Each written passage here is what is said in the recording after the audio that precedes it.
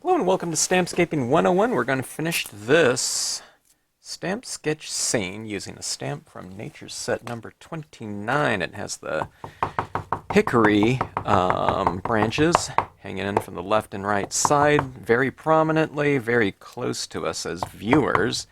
I don't know, I'm going to guess 12 inches from our, eyes looking through the branches into the scene. I have this little space in here that was open, so I'm going to fill that in with a tree cluster small. It's from Nature's Set number 10, but it's also sold individually. I just need to fill in that space, and in the stamp sketch video, I don't know, all my videos run long. I blab on forever and whatnot. I love talking stamping and stamping itself. So I just left it to be, I don't know, for further interpretation later. Okay, so that is filled in. Just an aside, you can see that the wet ink tends to look quite a bit darker than the dry ink, okay?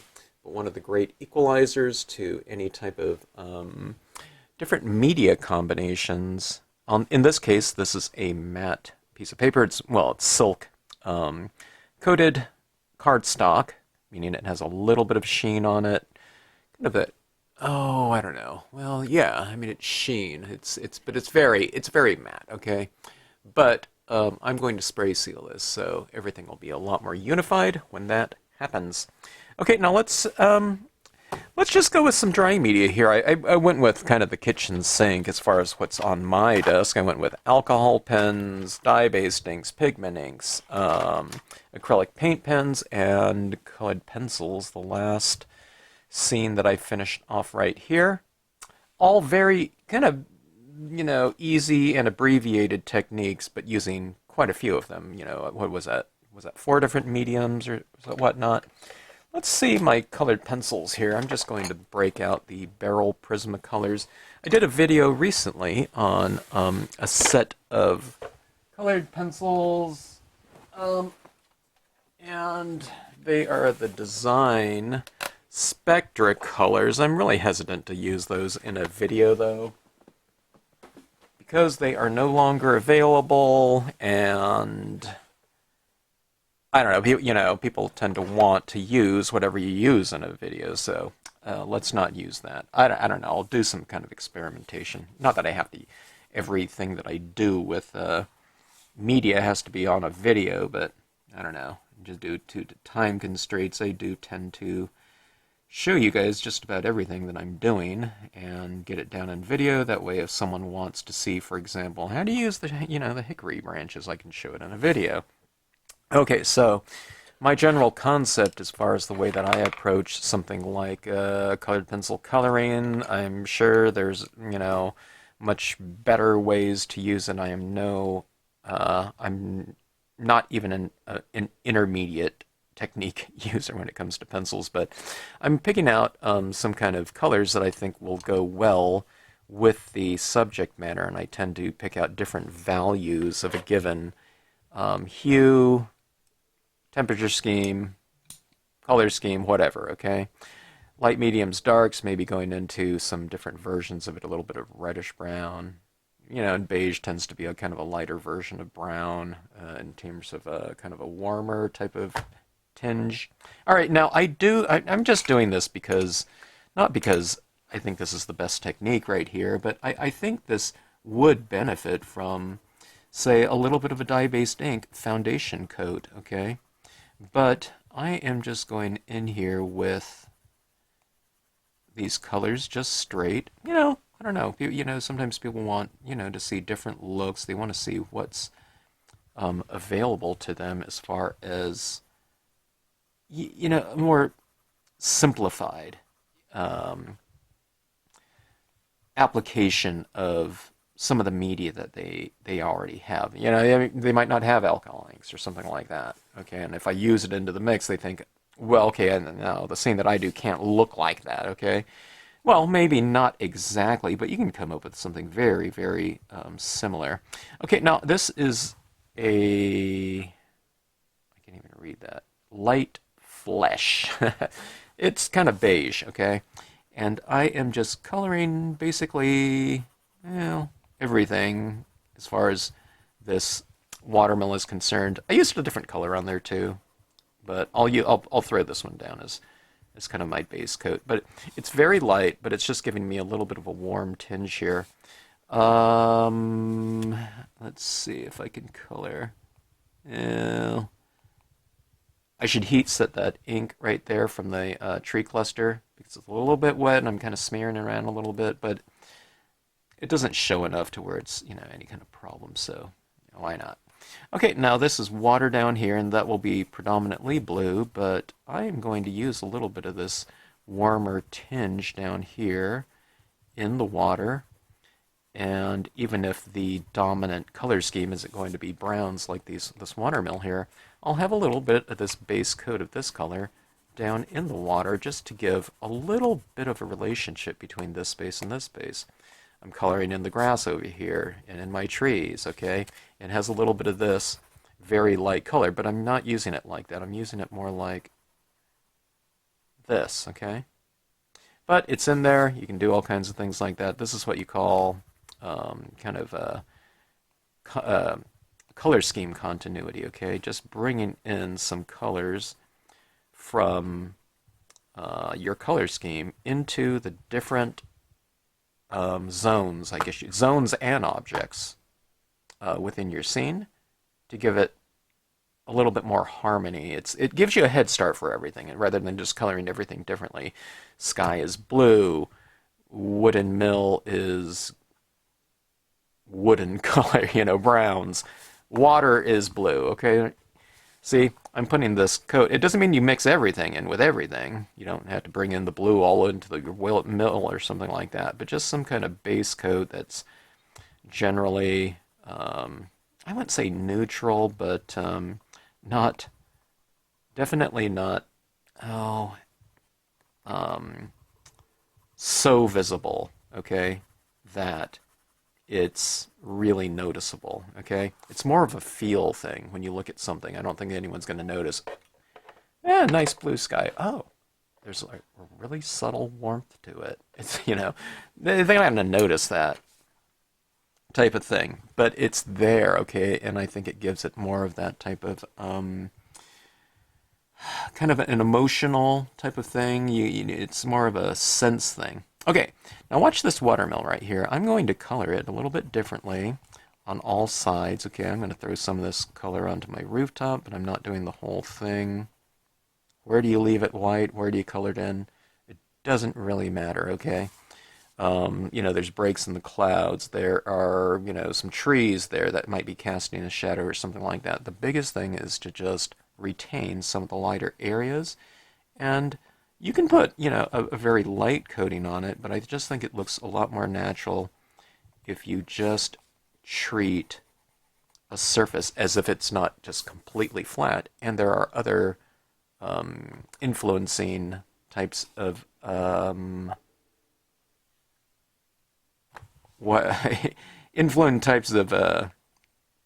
considerations going in here. We have clouds in here. There's trees above the watermill. And like I said, some of them are casting shadows. There's things outside of the scene that might be influencing the setting, okay? So in other words, just don't color up everything. Well, where do you color and where do you retain? Well, in something like this, okay, there is a little bit of a trick to it. It's not a big trick, but just I keep my vertical walls darker than the top. Okay, this is besides this plastic sticker here, it's lighter on the top, and see, on the sides, it's darker, right? So that's your structures for you. So I put a base coat of lighter tones down. Now I'm going in with some of the darker tones. I'm not coloring up everything. I'm kind of, it looks more, in this case, it looks more weathered, okay? By having it a little bit less consistent, you can put some little darker areas underneath the eaves if you want to, okay? But that's basically it right there. See how it's kind of just a little bit more, the colors are broken up, the values are broken up. It's an interplay, of light and shadow. So it's a little bit lighter here, here. You know what I mean? And if it was darker here and light down here, it's not going to matter. Just don't do everything. Just don't fill in everything, I would say. It's less coloring for you, and it looks better as a end result. So instead of just coloring, what you're doing is you're lighting things as well, okay? So you are getting your lighting. You don't have to. Lighting isn't, when you're working on a white piece of paper, it isn't about addition. It's about retention, right? So that's one of the things. People think, oh my God, I can't light, because they think, a lot of times they think it's an active process, like they have to add it back in there. You can do things like bleaching in certain techniques where you're adding color and lifting it off. But when you're working on a white piece of paper, you just have to kind of, put on the brakes a little bit when it comes to total color, additions, okay? All right, see that? This one's kind of going with a darker pencil right here. You can see it a little bit under the eaves, hitting it under here a little bit more. I mean, this is the other side of the mill, and you can darken in that side. I mean, on the design itself, it's darker too, so you can kind of just take your cues from the design and see, where I've added darker areas. Okay, now this is the rooftop right over here. But let's say some of these trees are casting their shadows on top of the roof, so we can do something like that. Okay, but see, I still retain some of that lighter area, like so, and I just think that looks better. You can go with the planks right down here. I kind of do it in the direction of them. Right here I have vertical planks to make it look like kind of an addition to the mill. All right. There's some areas of the mill underneath I forgot what they call it. It's not the slough. I don't know, the water, whatever, carrier. Think of it in the name of it right now. But, all right, but see that right there? We have a little bit more dimension. See, it's a little bit lighter here, up here on the rooftop. It's a little bit darker up there. But the rooftop in general, though, it's lighter than the vertical sides, okay? All right, now let's see, this little watermill seems a little bit lacking, so I tell you what, see, this is something too. I'll put the darker area on the underside of the mill, and then again it's being top lit just like our rooftop up there, okay? You can put a little bit interior of the wheel through the spokes or whatnot, whatever you call those. And see, that kind of makes the wheels stand out a little bit more dimensionally by coloring in between like that. Okay?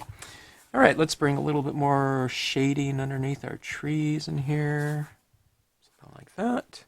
I've colored my trees leaves green, okay? So I am going to follow suit and bring in some green into this tree down here. I'm putting it right over the top of that flesh, that really light tone, and in the grass I'll go with a little bit of a green tone grass. This one's a little bit too light, okay? So what I'm going to do is I'm going to mellow it out, but this green that I laid down, kind of this warmer green right in here, it's going to be subdued with the use of, I don't know, it's not like a Christmas green, it's a little bit darker. But there's just generally your basic green here, okay?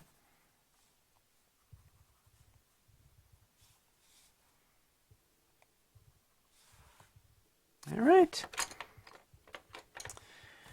Okay, let's see. This water down here, I think I could kind of develop that water area a little bit more. I did a little bit with the water texture stamp in there, but I didn't develop it too much. Like I said, I was trying to get through this a lot faster at the point in time when I was doing this, so I didn't add in a lot more of imagery and whatnot into this piece. Okay. All right, now here's what I'm doing here. Here's the water, and I'm going to color in here, see? But I'm leaving a little bit of an area light, just like I did on my watermill. In my sky, there's some clouds in here, but I've left some of it white. I'll fill in there with some additional tone too, but let's see, just in general, you leave an area light, be it your sky, background, or foreground, okay? It's just a variation of what we call value, okay? Relative light and dark of a given hue. Okay, so filling in here, I'm going to give my sky a little bit of a vignette, okay? This color right here is just a very light blue. It's called light blue. By the way, these are Prismacolors, a very old set of Prismacolors that I've had for, I don't know, probably 86 or so. I have it because I haven't used these too much before last year. I've used them on a couple things in the past, but not too much. But now I don't know, I tend to love it. Dye-based inks, those are in terms of stamping, that's my first love, but I don't know. I've been having some pretty good fun with things like foils and pigment inks used on it. Okay, so anyways, I've added this blue around here on the perimeters. I don't know if you can see it. See how light that is? I mean, it's not that much darker than that. Okay. I'm not doing a super light application of this either. I'm laying down a pretty heavy application here of this. It's just that this is a very light in value to begin with. Okay, now I'm retaining some areas of light in my sky, okay? I'm going to put some white pigment ink in there, that's why. I don't know how much I'll use of my other blues. That might be good for up there.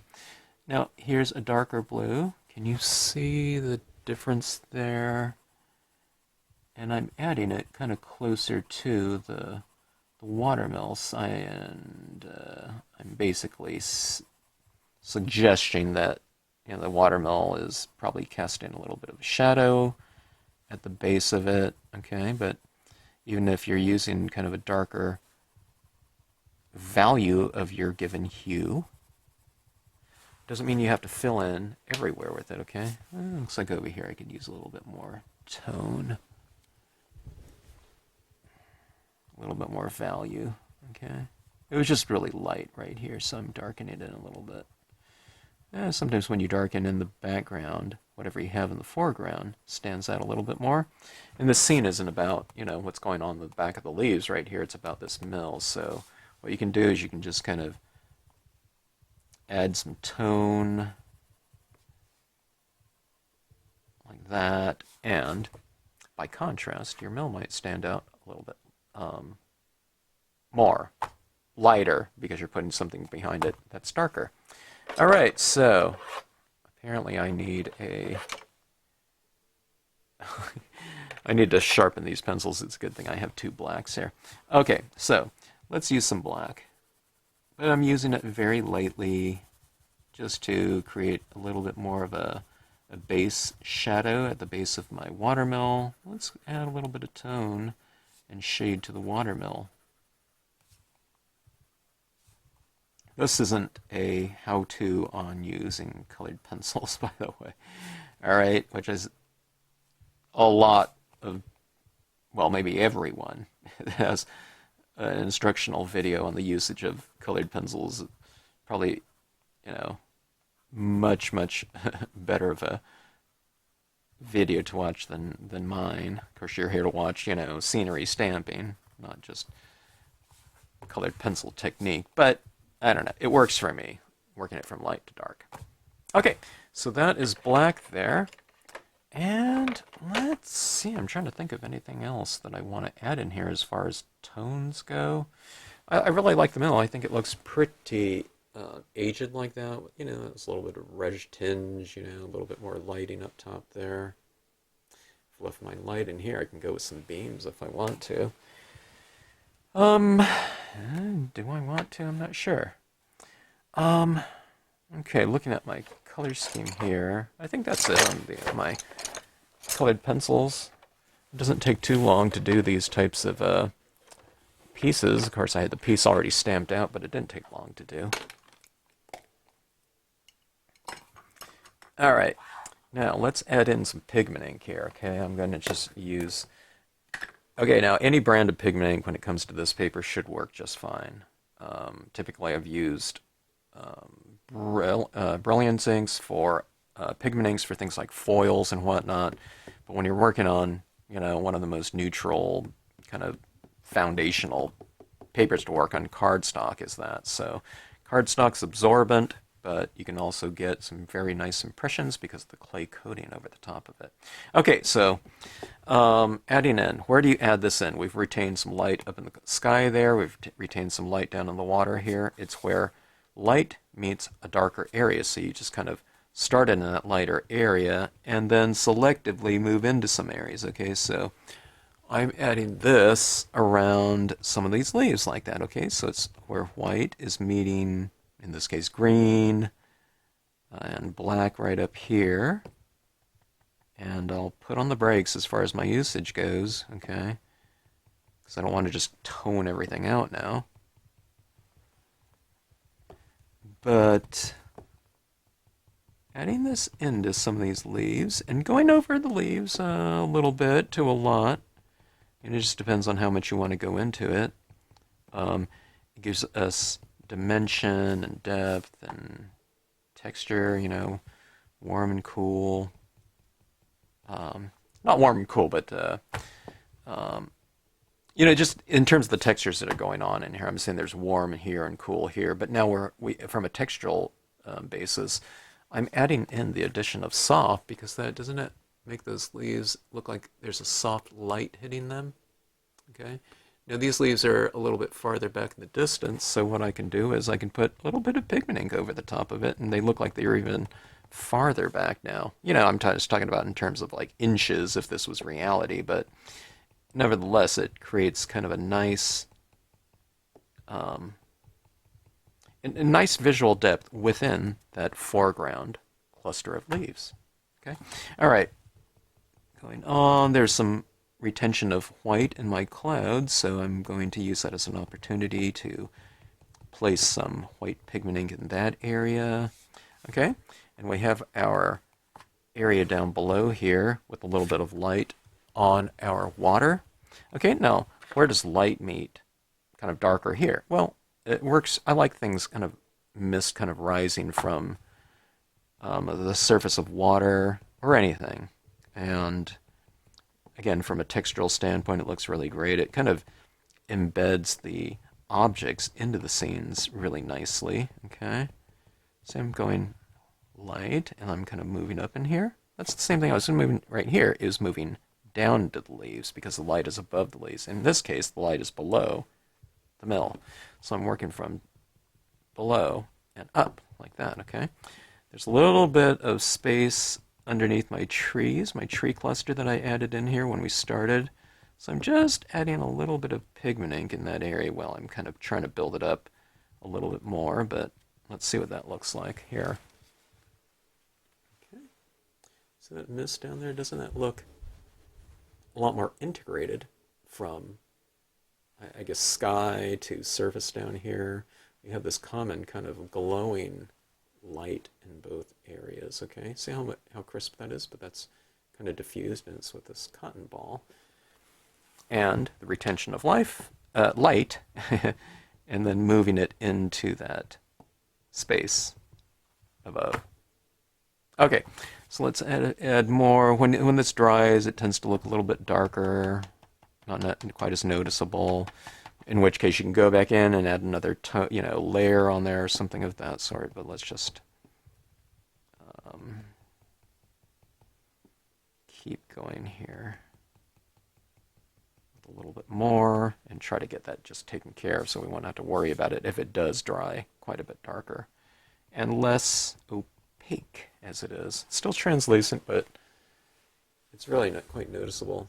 And if you've watched my videos in the past, this would be a pretty good opportunity for some light beams to be coming through here. I'm just going to leave this very simplistic though, but I still think very effective. But look at those leaves up there.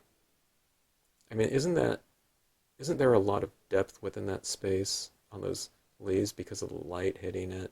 But also just because they're stamped in different values. We went with the VersaFine Clear for these darker black images really on the perimeter right here, and then we've colored it in with the Marvy markers for the varied greens, but we've really pushed that varied green too by putting some pigment ink over it, making it a varied value scale range within these leaves like these two right here. See, it's lighter right here, darker down here. So what this is all doing is it's kind of pushing depth in the background, midground right here, and foreground. But having this pigment ink on all 3 levels of depth really pushes space from a visual distance standpoint, because we're putting, mist in front of us as the viewer and that mill. But from a textural standpoint, background, midground, foreground, it brings things together from a textural continuity standpoint. And it's really easy to do. People say, oh, it's easy for you, okay? But just when you're doing this, just don't have so much ink on your pad. Now, I control the amount of ink on my pads because I wait till they get pretty dry, where it's almost like nothing is being applied. So I kind of like my pads a little bit medium dry for the most part, for most of my applications. So I just dab it on there. If you have way too much ink, dab some of it off and test it on a dark piece of paper or something like that, just to see how much ink you're applying. You don't want to apply too much, but you can also just go like this in the lighter areas of your scene, okay? Get a lot of that ink off. I'm talking about if it's really wet. And then just lightly dab into these areas, and then if you see it starting to appear, that's about how much ink you want on there in terms of white pigment inks for the usage of texture and depth and whatnot. Okay, if you'll just indulge me with one additional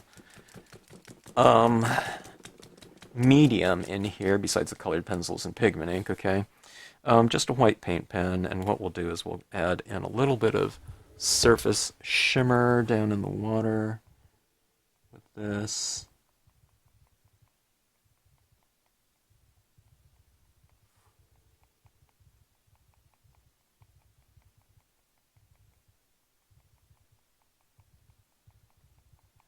Okay. You can't really see it because it's very light down there, but let's see if we can get it on camera here a little bit. But see, I've added some of these dots right down here. Is that texture? I mean, it's not really not too noticeable from arm's distance like this, okay?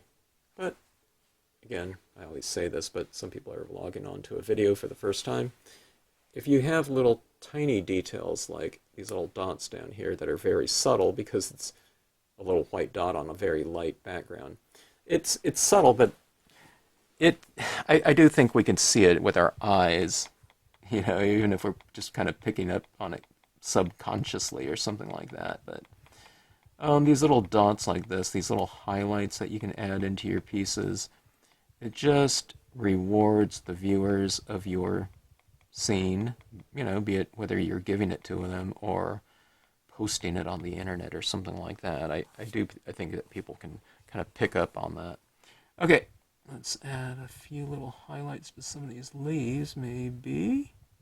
I say maybe because I can put a few little dots on it and then kind of hold it at an arm's distance, and if I like it, then I'll add more.